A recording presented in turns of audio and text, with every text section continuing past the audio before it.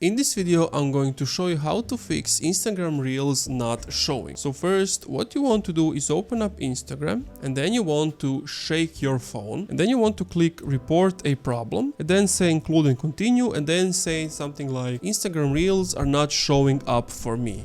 What can I do? So that's the first step. The second step is to make sure that you actually have access to the internet and that your internet speed is okay. So just type in any internet speed test thingy and just run it to see if it works. Other things you can do is to open up your settings, then go to general, iPhone storage, and then you would click on Instagram and then click on offload app. If that also doesn't work, then just go to the App Store, reinstall it again or update it. And that's it. Thank you for watching this video. If you enjoyed, leave a like, comment, subscribe.